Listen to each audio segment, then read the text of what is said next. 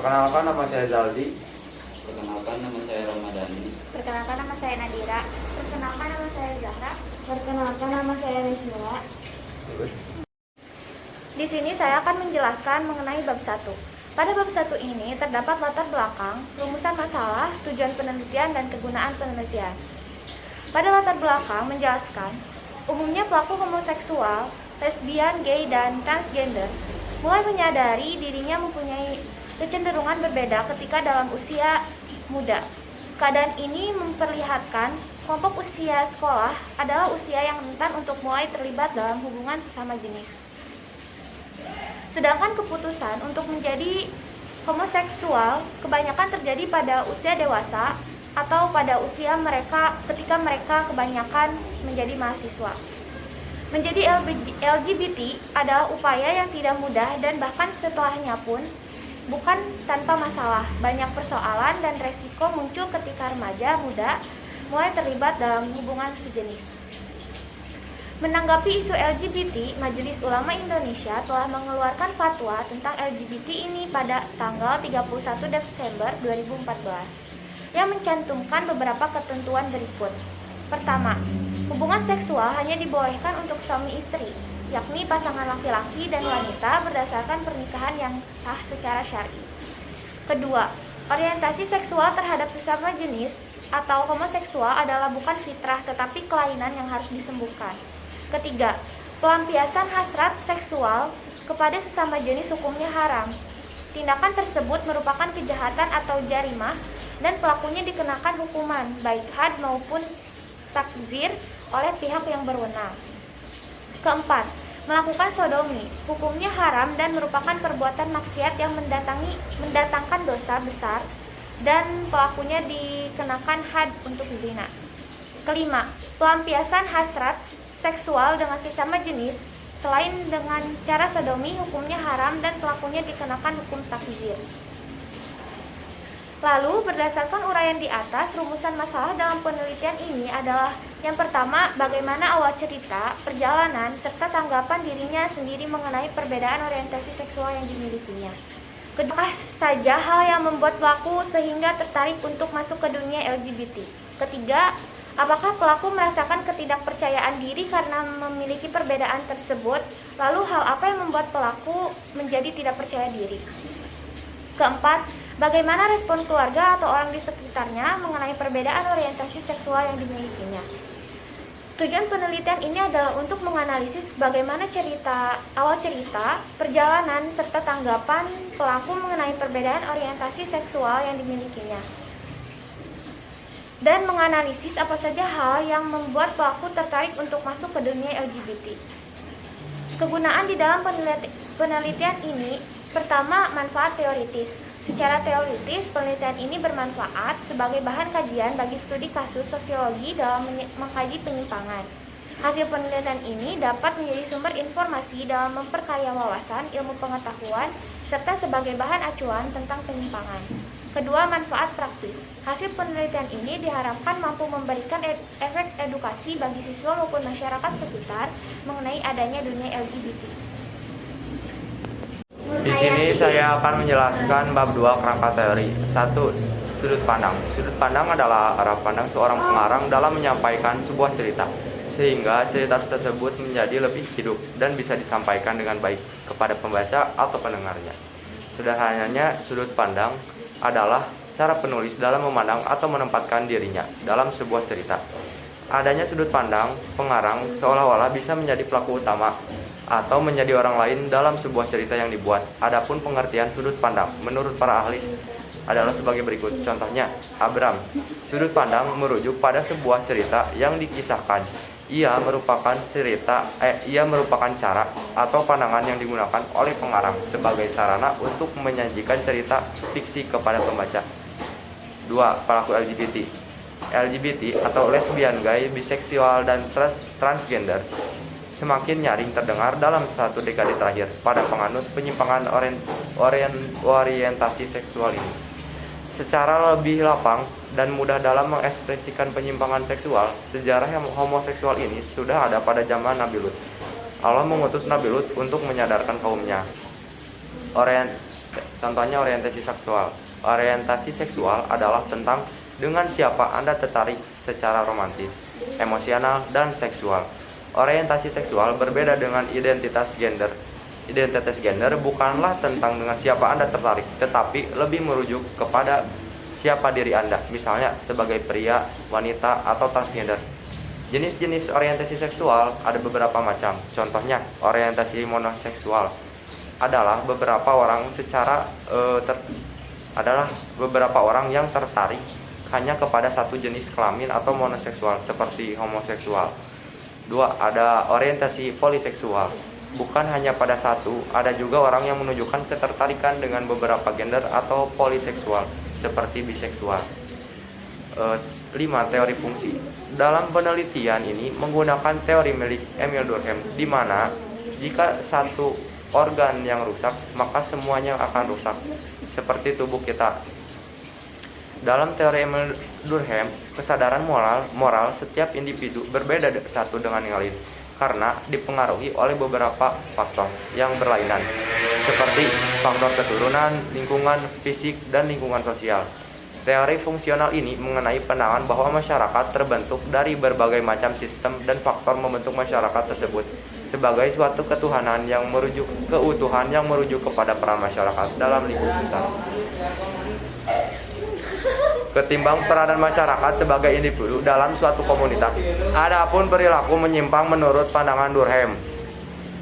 1. Memperkokoh nilai dan norma sosial.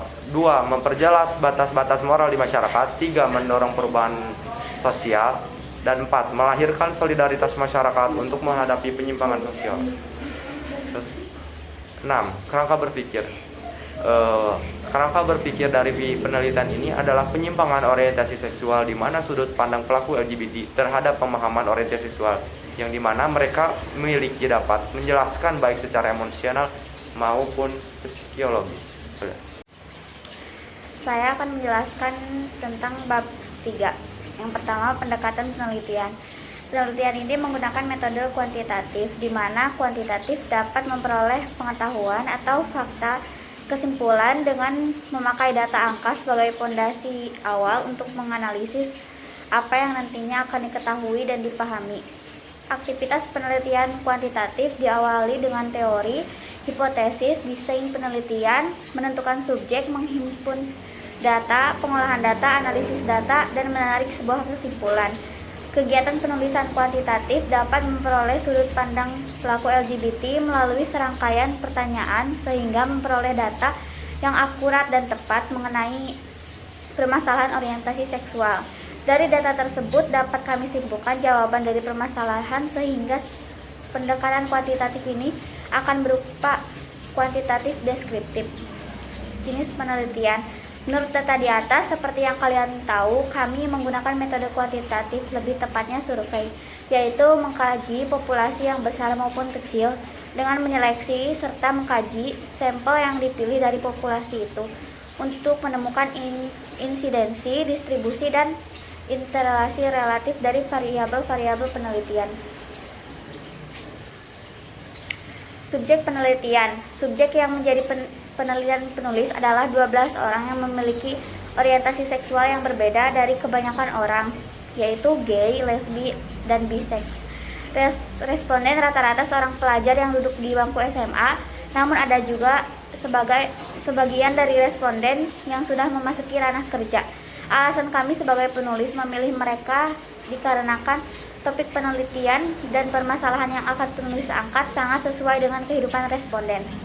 Teknik pengumpulan data yang digunakan pada penulisan kali ini menggunakan teknik kuesioner.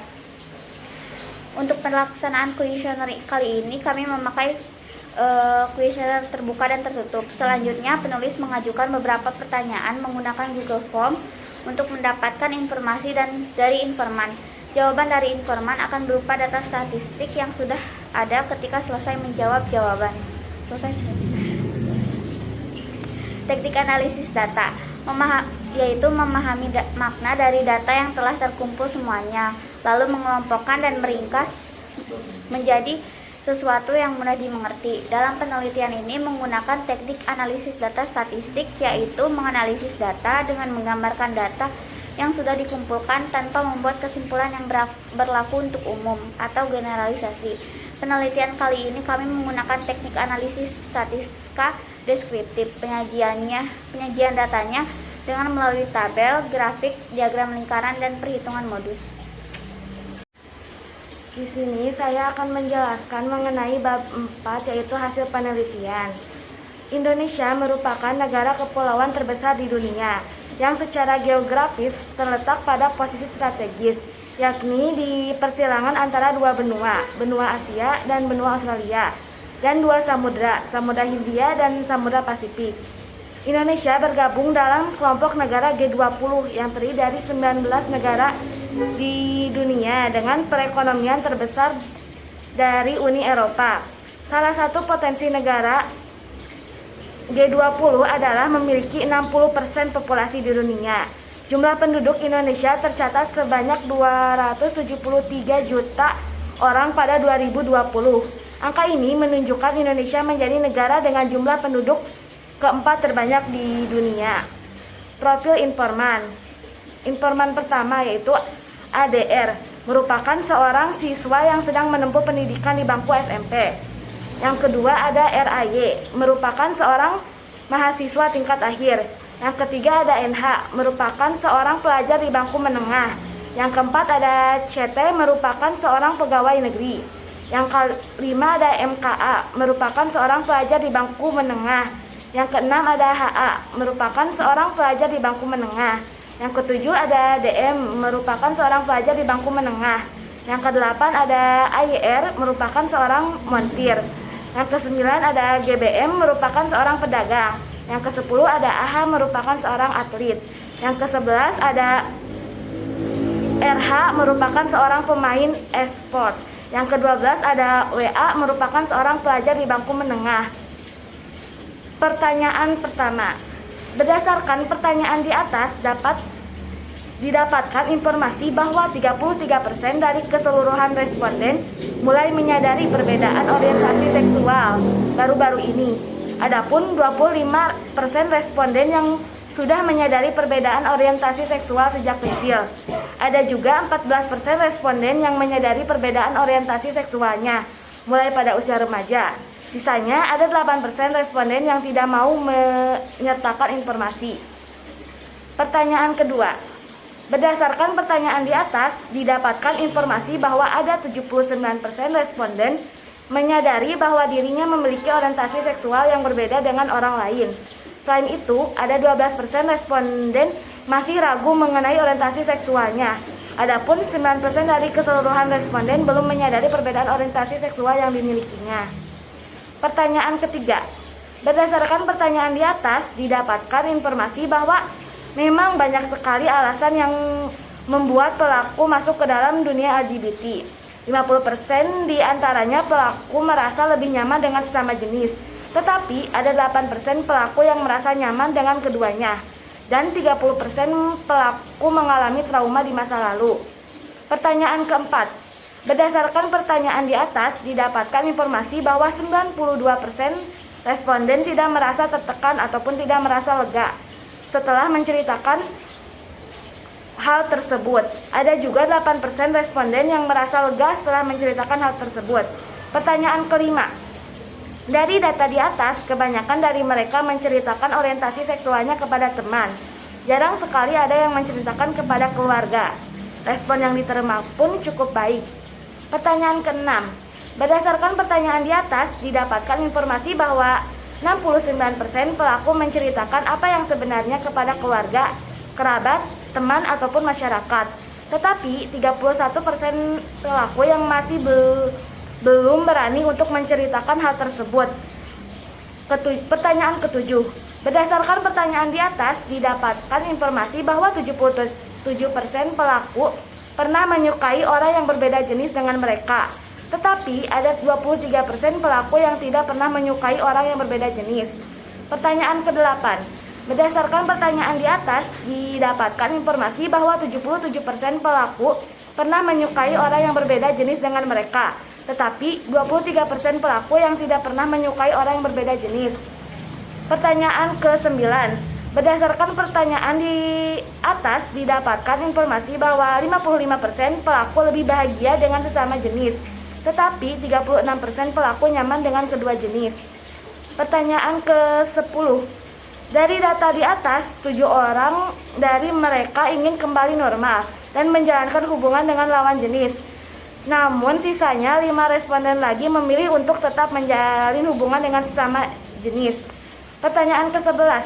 Berdasarkan pertanyaan di atas, didapatkan informasi bahwa 71% pelaku pernah merasa tidak percaya diri. Namun 29% pelaku merasa percaya diri dengan perbedaan orientasi. Pertanyaan ke-11. Dari data di atas, 4 mereka tidak mempedulikan pandangan orang lain terhadap mereka, sedangkan 4 diantaranya memiliki ketakutan untuk dijauhi oleh temannya. Pertanyaan ke-12. Dari data di atas, kebanyakan dari mereka cenderung lebih nyaman dengan sesama jenis, dikarenakan dapat mengerti perasaan satu sama lain. Dari pertanyaan yang telah kita dapatkan, kita simpulkan bahwa modus pertanyaan yang pertama adalah 79%. Modus pertanyaan kedua adalah 33%. Modus pertanyaan ketiga adalah 54%. Modus pertanyaan keempat adalah 69%. Modus pertanyaan keenam adalah 92%. Modus pertanyaan ketujuh adalah 77%. Modus pertanyaan kedelapan adalah 55%.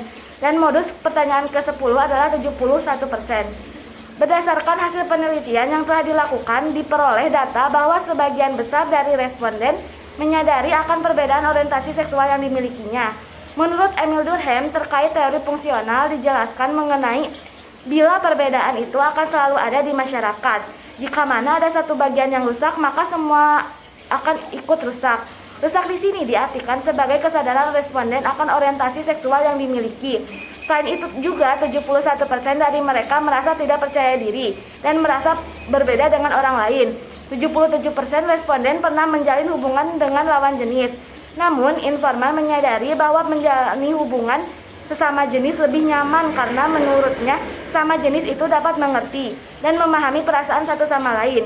Di sisi lain, ada beberapa responden yang memiliki keinginan untuk menjalin hubungan dengan lawan jenis. Namun, hal tersebut merupakan hal yang sulit bagi dirinya. Sebagian besar responden merasa sungkan untuk memberitahu keluarganya terkait orientasi seksual yang dimilikinya. Banyak alasan terkait hal tersebut. Salah satunya responden merasa takut akan respon yang diberikan keluarganya. Bisa saja keluarganya itu menerima dan mendukung perbedaan orientasi seksual yang dimiliki anaknya. Namun, tidak dapat dipungkiri LGBT merupakan hal yang tabu di lingkungan masyarakat, menjadikan faktor pendukung yang kuat sehingga hal itu ditolak dan dilarang oleh keluarga. Di sini saya akan menjelaskan kesimpulan dan saran. Kesimpulan: berdasarkan hasil analisis data yang telah dikumpulkan dan pembahasan dapat disimpulkan. 1. Pelaku LGBT cenderung mengetahui orientasi seksual pada saat remaja, dikarenakan pada saat itu mereka memulai mencari jati diri mereka sendiri.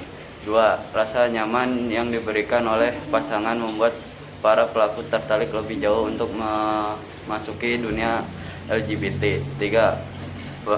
Kurangnya percaya diri disebabkan oleh kesadaran pelaku karena telah melanggar norma yang berlaku di masyarakat. Pelaku merasa berbeda dengan orang lain. 4. Berdasarkan data yang dihasilkan, respon keluarga atau teman sangat sportif dan mendoakan pelaku agar normal kembali. Dukungan keluarga atau teman itulah yang dibutuhkan oleh pelaku. Saran: berdasarkan hasil penelitian analisis data dan kesimpulan di atas, maka penulis mengajukan saran-saran yaitu: 1. Pelaku untuk meminimalisir angka kenaikan pelaku LGBT. Diharapkan pelaku bergaul dengan orang yang dapat merangkul dan mengingat mereka bahwa pelaku itu salah, sehingga bisa merubah mindset mereka untuk menjadi heteroseksual. 2.